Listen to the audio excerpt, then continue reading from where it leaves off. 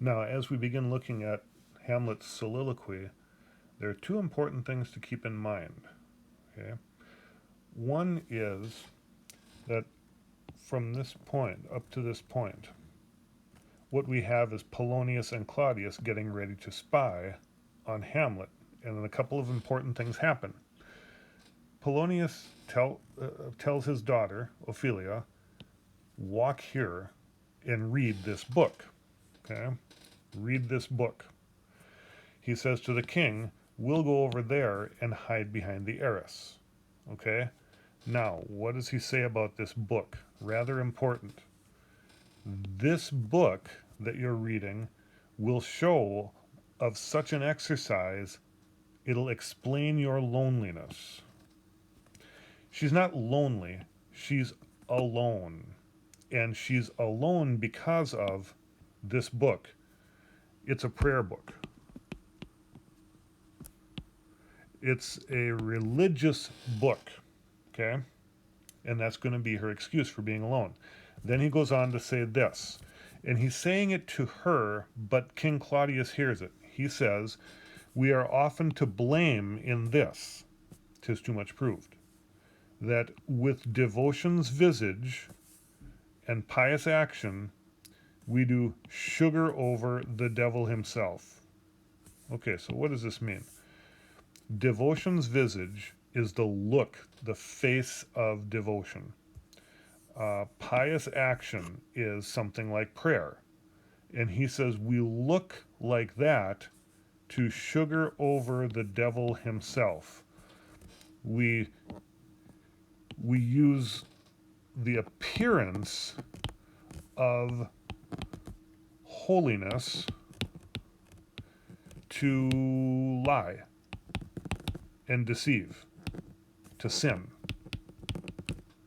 Now, what he's talking about is this little trick. She's using a religious book to sin, to lie to Hamlet. But look at what the king says. This is what's important. He says, oh, 'tis true. And then he turns aside. Aside is the truth. Just like a soliloquy is the truth, he's talking to the audience, which means he's actually just thinking out loud.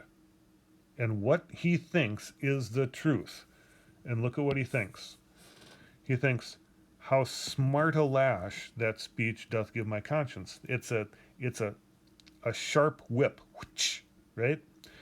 He says, the harlot's cheek, beautied with plastering art, all covered with makeup, is not more ugly to the thing that helps it than is my deed to my most painted word. He says that my deeds are like the cheeks of a harlot. But what I'm doing, what I'm using, my painted word to cover up my deeds, that's the makeup of the harlot. Basically, he's saying, my words are prostituting my soul. This is as close as we've been to hearing him confess.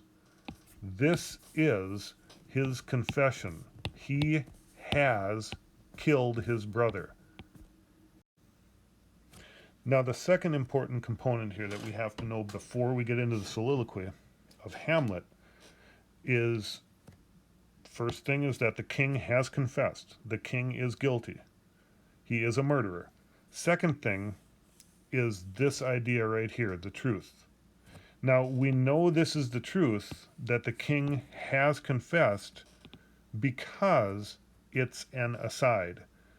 An aside is just like a soliloquy in that the character is talking to the audience, which means he's talking in his own head. Okay? That means it's the truth. So when we're dealing with soliloquy and asides, they're the same thing. It's just one is basically shorter than the other, and there are still people on stage. A soliloquy is where you stand alone on stage. And the thing about them that's important is they are always the truth. That's why we know the king is a murderer. Now, here, things get a little bit complicated because of what it says here. Hamlet believes he's alone. He thinks he's on stage alone. He thinks he is in soliloquy. He is talking to himself. So the two men are hearing his innermost thoughts, the truth. He's talking, he's thinking out loud about things that he wants no one else to know about. Okay? That is the second important thing. Now, just as a note, Ophelia, she's on stage. She's over there reading a book, but she does not hear the speech. She's not paying attention to what he's saying until he comes over and talks to her. This next segment of the play is often called a soliloquy, but it's not really a soliloquy. It is simply spoken in soliloquy because he thinks he's alone. So let's look at what he actually says. He says, to be or not to be, that is the question. Let's start with that. This is a line that has been quoted by zillions of people over time, but they don't always know exactly what they're saying because Shakespeare uses the term be to mean to be alive, to stay alive. So to be means to live, or not to be means to die. That's the question. Or in this case, be dead. So what's he really saying? To stay alive or to kill myself. That's what I'm trying to decide. Oh, so this is him talking about suicide again. Now, after he says that one thing, the rest of this is a little bit more ambiguous. So let's look at what he says afterwards. Okay? While he's thinking about suicide. We'll put that here just so it's obvious. Okay? As he goes on, he thinks. He's trying to decide. He says, whether 'tis nobler in the mind to suffer the slings and arrows of outrageous fortune, or to take arms against a sea of troubles, and by opposing, end them. Okay? Is it better to suffer, stay alive, or to end my troubles by taking arms against them, by killing myself? To die. To sleep, no more. And by a sleep, to say we end the heartache and 1,000 natural shocks that flesh is heir to. 'Tis a consummation devoutly to be wished. It would be great if we did not have to deal with the 1,000 natural shocks that we endure by being alive. And we'd be sleeping if we're dead. That would be so great. That's what he's saying. Now, remember, he is bummed that God doesn't want him to commit suicide. So this fits in with that, okay? So he goes on. Okay, so to die is to sleep. To sleep, perchance to dream. Perhaps I will dream if I'm asleep. Aye, there's the rub. And the rub in this case is this is the static, this is the tension, this is the problem. 4, in that sleep of death, what dreams may come when we've shuffled off this mortal coil must give us pause. To give pause is to make you hesitate. It must make us hesitate to go there, to to take that nap, okay, he's anxious about what would happen if he killed himself.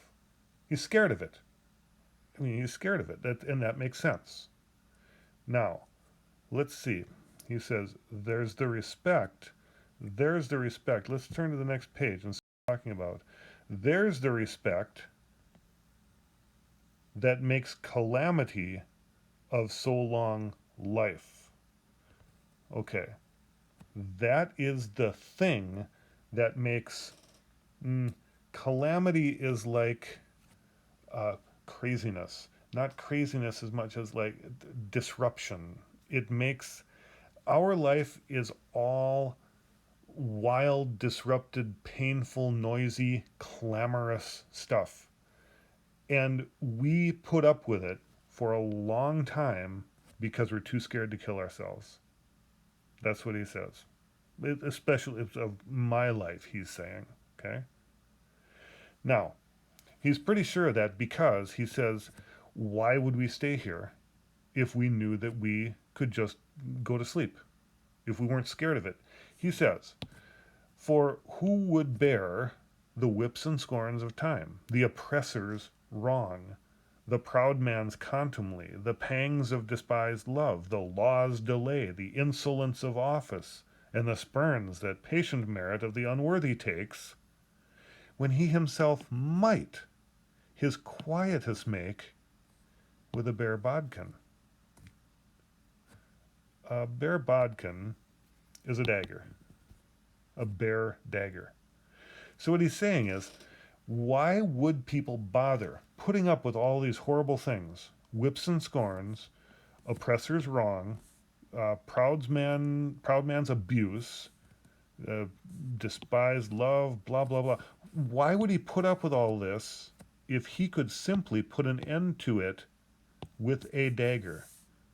Okay? Keep that in mind, because he's saying he could just stab himself. Okay? Now, he goes on. Who would want to stay here? Who would fardels bear fardels, bear burdens, to grunt and sweat under a weary life, but that the dread of something after death, the undiscovered country, from whose bourne no traveller returns, puzzles the will, and makes us rather bear those ills we have than fly to others that we know not of. It's like the devil that we know is less scary than the devil that we don't know. That's the way we would say it in like the 20th century, early 20th century. That was a phrase. Better the devil you know than the devil you don't know, right?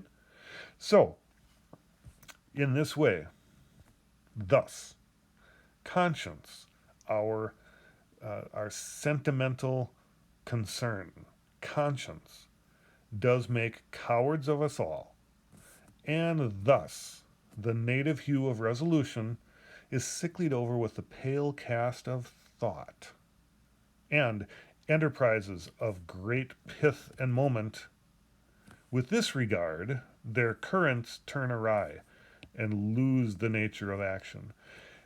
Because of this fear, because we're cowards, we don't carry out great actions. Instead, we lose our nerve and we stay alive. Okay? This is what he's talking about. Now, the moment he finishes this, he notices Ophelia and he starts talking to her. Okay?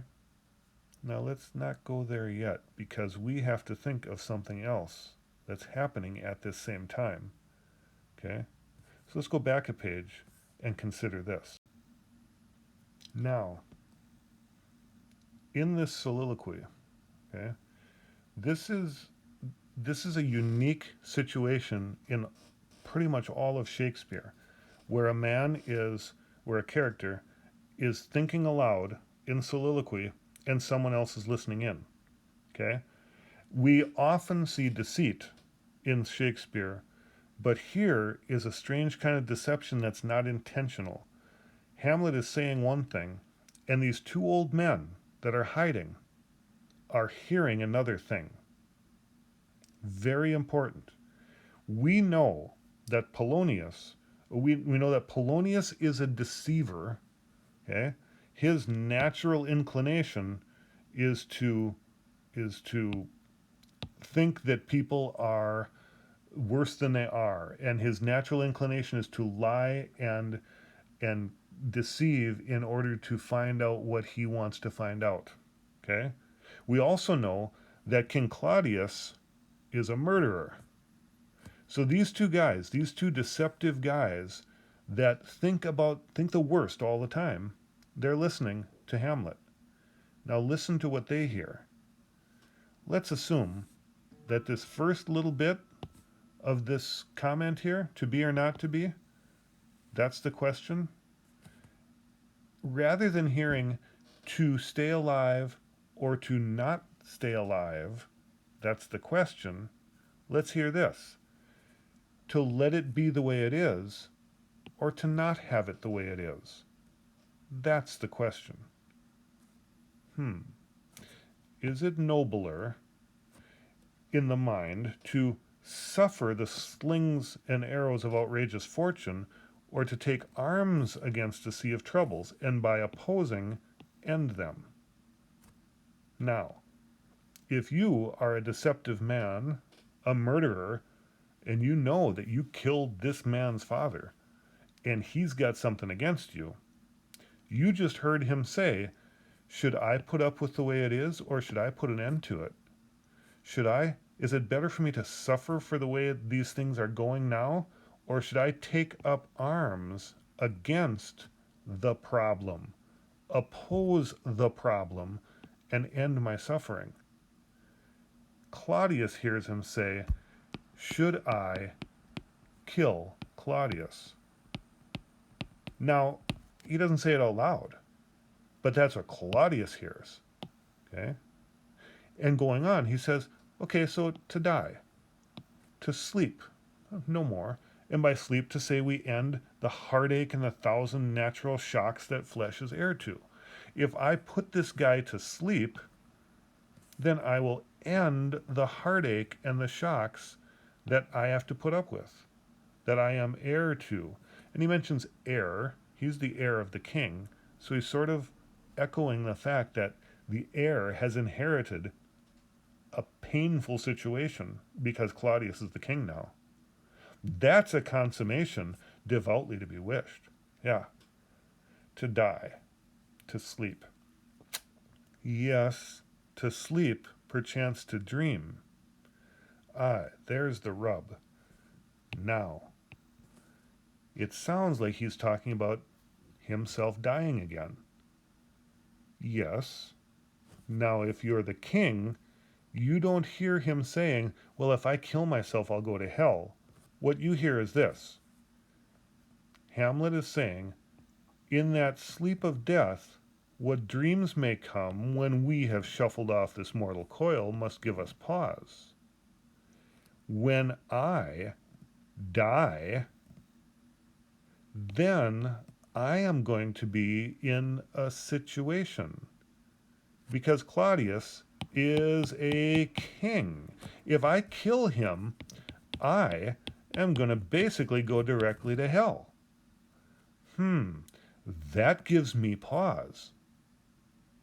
Now, is that what he's saying? No. But is that what King Claudius hears? You betcha. King Claudius is a deceptive murderer. Of course he hears the wrong thing. Then he goes on. Hamlet goes on. He says that's what makes calamity a so long life. That's why my life is such a calamity and so long, is going to stay long as in this calamity, because I'm too scared to kill the king. I'm scared to commit regicide.